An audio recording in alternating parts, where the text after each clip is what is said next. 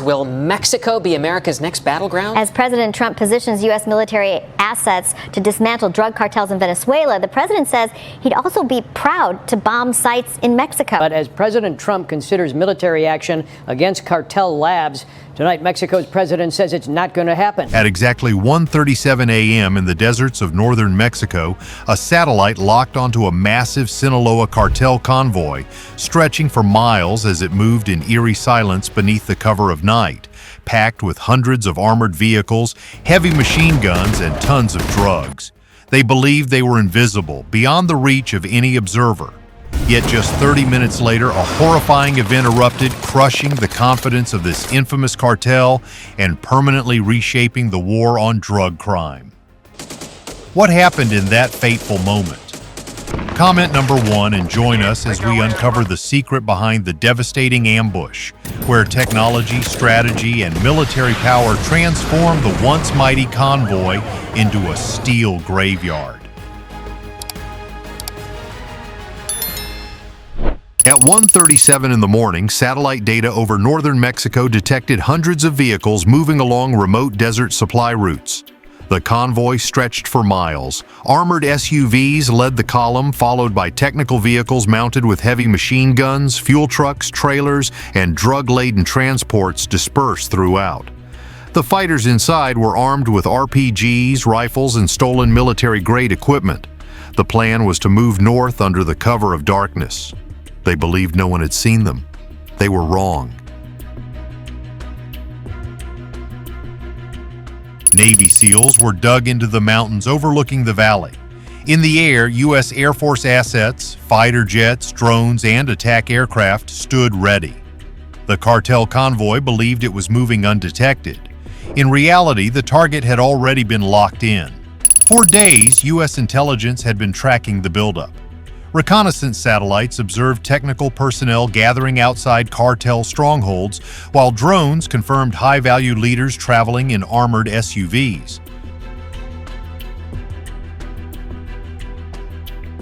Wiretaps collected intelligence on the shipment. Analysts determined the convoy was moving drugs, weapons, and key lieutenants at the same time, making it a high-value target. But here's what the cartel didn't know. The route they chose had already been designated a kill zone. U.S. policymakers had analyzed every choke point. Explosives were buried beneath the sand. SEAL teams had been inserted by helicopter days earlier.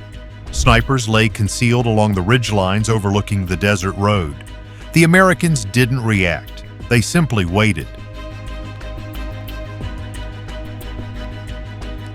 The ambush began as the convoy rolled into the valley. SEAL snipers opened fire on the lead vehicles. The first SUV swerved violently as the driver was killed instantly. A second shot crippled the engine of the vehicle behind it.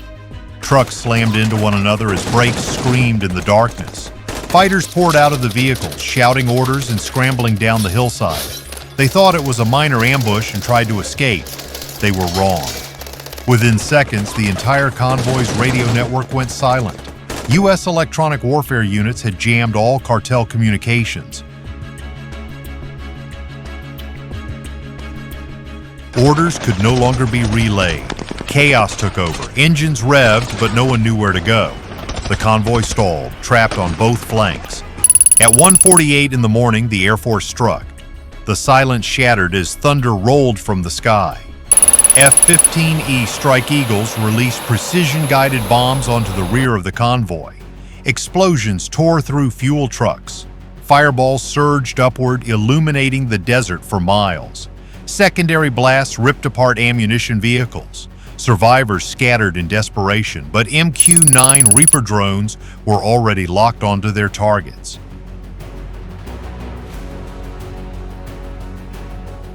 Hellfire missiles screamed downward, slamming into command SUVs that drones had marked moments earlier. The entire leadership element disappeared in seconds. Then the valley filled with the unmistakable roar of A-10 Warthogs. Their 30mm cannons thundered, pouring thousands of tungsten rounds into their targets. Trucks were shredded under the relentless hail of fire.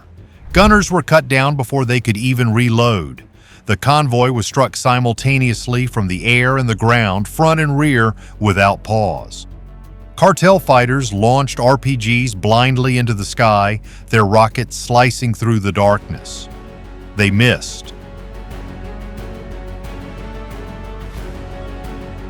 Machine guns sprayed the ridgelines, desperately trying to suppress unseen snipers. Mortar teams launched rounds into the valley, but counter-battery radar immediately fixed their positions. Artillery answered. M777 howitzers fired with precision, smashing the mortar crews and silencing them. Within 15 minutes of first contact, the once mighty convoy disintegrated into chaos. Engines died, vehicles burned, and fighters panicked under unrelenting fire. SEAL teams triggered explosives planted along key choke points. The detonations funneled vehicles into tighter clusters, sealing their fate. Attempts to turn back failed as trucks slammed into burning wreckage. The miles-long convoy was now trapped inside overlapping kill zones. U.S. artillery hammered the clustered vehicles, obliterating supply trucks and shredding technical platforms. Apache helicopters surged into the fight, launching Hellfire missiles at advancing SUVs. The valley glowed orange beneath relentless explosions. Cartel fighters ducked behind doors and debris, firing wildly in confusion, but every position had already been mapped. SEAL spotters painted targets with lasers, guiding precision airstrikes. Every target was detected, tracked, and eliminated.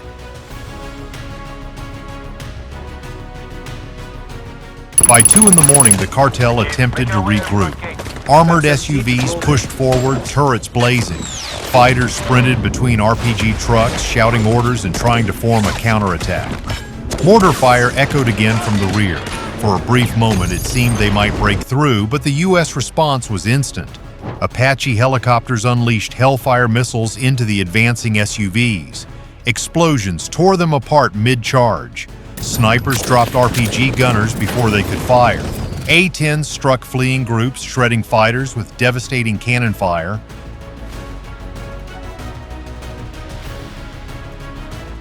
The assault ended in smoldering wreckage and eerie silence. By 2:05 a.m., the Sinaloa Convoy, hundreds of vehicles strong, was completely surrounded. Fires raged across the valley, wreckage glowed, and fighters were scattered.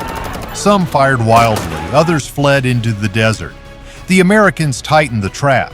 The kill zone remained active, and the convoy was methodically destroyed piece by piece.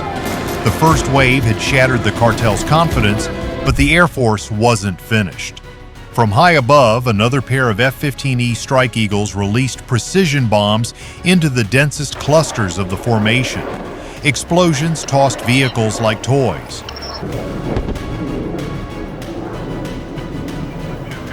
Fuel trucks detonated in massive secondary explosions, igniting raging fires that swept across the desert.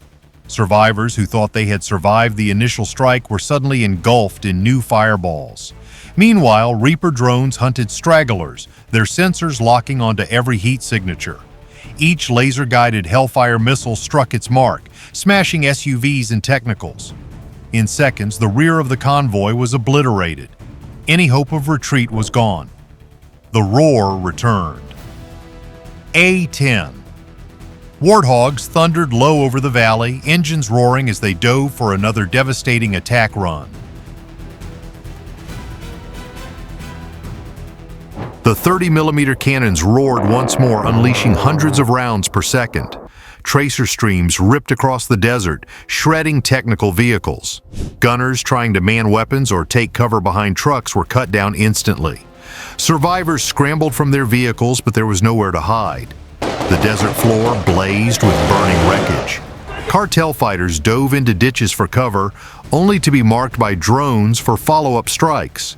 The convoy wasn't merely attacked, it was systematically annihilated. By 2:12 a.m., SEAL teams began advancing from the ridges. Using night vision and infrared lasers, the SEALs descended into the valley. Rifles raised, suppressed shots cracked through the chaos. Fighters trying to regroup near trucks were eliminated instantly. The teams cleared each vehicle with precision. Doors were ripped open. Flashbangs detonated inside, disorienting anyone inside. Those who resisted were killed. Those who surrendered were bound on the ground. High-value targets were pulled from armored SUVs, their weapons confiscated. Some lieutenants who had once believed they would command the convoy now lay face down, captured alive. Artillery batteries shifted their fire to cut off escape routes. M777 howitzers hammered both ends of the valley, sealing it shut. Any vehicle that tried to flee was met by a wall of explosions. Combat engineers detonated additional pre-placed charges along desert roads, collapsing choke points and driving the enemy back into the kill zone. Apache helicopters circled overhead, Hellfire missiles tracking every movement below. Survivors attempting to run were exposed by thermal sensors. Every escape route was severed. The trap tightened even further. Small groups of cartel fighters mounted a last stand. RPG teams regrouped behind burning wreckage, firing missiles at SEALs and circling aircraft. The rockets streaked through the sky, but missed completely. Within seconds, snipers eliminated the gunners. Mortar teams tried to retaliate, but counter-battery radar instantly pinpointed their positions. Artillery responded, shells smashing directly into the crews, silencing them permanently. Fighters attempting to man machine guns or maneuver technical vehicles were shredded by A-10 cannon fire. The resistance crumbled entirely. At this point, the SEALs were operating deep inside the convoy. They moved between burning vehicles, eliminating fighters who tried to hide behind truck doors and bodies. Suppressed rifles rang out at close range. Stun grenades disoriented the remaining survivors before the teams stormed in. Gang members dropped their weapons and raised their hands. Dozens surrendered. Others panicked, fleeing into the vast desert, but Apache helicopters tracked their movements and took them out. Within minutes, the central section of the convoy, the most heavily fortified, was secured. Trucks carrying drugs were marked with infrared for confiscation, while everything else was destroyed.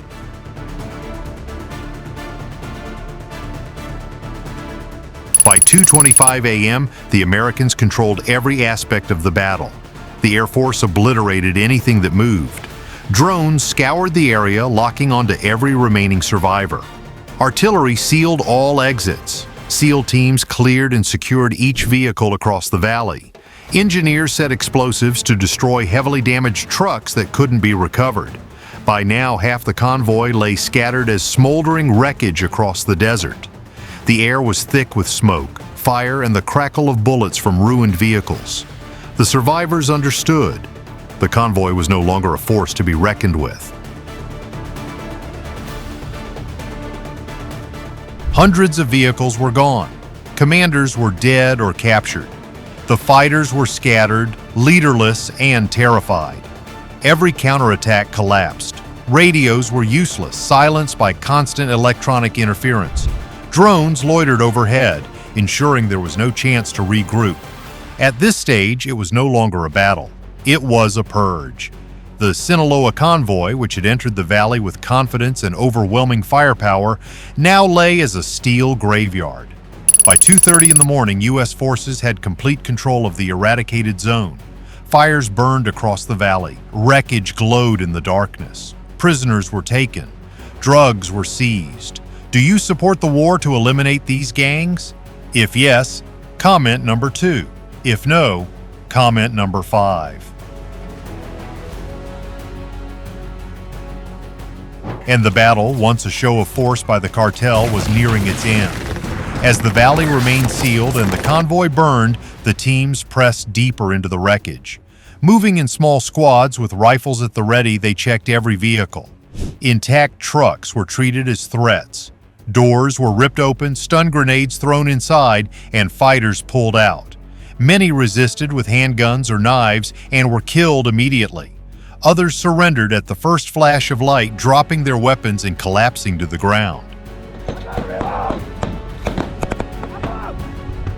The senior lieutenants, stunned and disoriented, were handcuffed and pulled from the armored SUVs. The convoy's leadership had collapsed completely. Small groups of gang fighters tried to regroup. Undamaged technical vehicles opened fire from their truck beds, tracer rounds streaking through the night. RPGs were launched at SEAL teams moving between vehicles, but the response was immediate and devastating. Snipers eliminated the gunners before they could fire again. Apache helicopters fired Hellfire missiles into the technicals, destroying them in seconds. One RPG team fired from behind burning wreckage, but their attack was short-lived. The missile missed, detonating harmlessly in the sand. They were eliminated moments later. Every attempt to regroup ended the same way, wiped out within seconds. Overhead, F-15E aircraft released the final precision bombs onto surviving groups at the edge of the valley. Explosions tore through vehicles still trying to move. Drone footage showed fires spreading for miles, every route choked by burning wreckage. Survivors abandoned their vehicles, but drones hunted them down and marked them for the Apaches. The desert floor glowed like a furnace. There was no escape. By 2:42 a.m., the convoy was annihilated. More than half of the vehicles had been completely destroyed. The remaining trucks were disabled, captured, or abandoned. Fighters were scattered across the valley, some taking cover in ditches, others surrendering to advancing SEAL teams. Prisoners were bound on the ground. Drug shipments were secured, and tow trucks were marked for confiscation. Engineers set explosives to demolish every vehicle that couldn't be recovered, leaving nothing usable behind. The battlefield was entirely under U.S. control.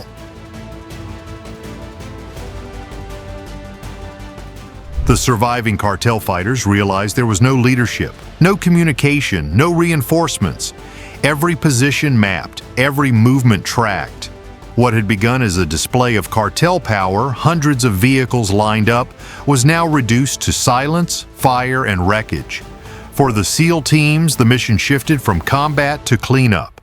For the Air Force, the focus moved from attack to surveillance, ensuring nothing remained in motion. Nothing was left intact.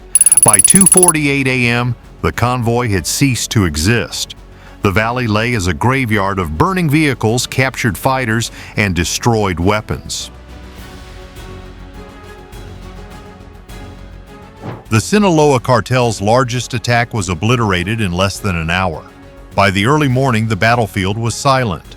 Fires still raged across the valley, consuming wrecked vehicles and filling the desert with smoke. Drone footage confirmed what ground teams had seen. The convoy was gone. Trucks lay overturned and burning. SUVs were shredded. Technical vehicles rested in twisted heaps of steel. Prisoners were bound together and guarded by SEALs. High-value lieutenants were airlifted for interrogation. Drug shipments were seized from the tow trucks, stacked and marked for transport. The ambush of the Sinaloa Convoy in the Mexican desert delivered a stark lesson on the power of preparation and coordination. The success of the Navy SEALs and the U.S. Air Force came not just from superior firepower, but from meticulous planning, precise intelligence, and perfectly synchronized execution. It serves as a reminder that no matter how formidable an opponent may seem, arrogance and complacency invite catastrophic failure. In any challenge, careful planning, teamwork, and strategy are the keys to overcoming every obstacle.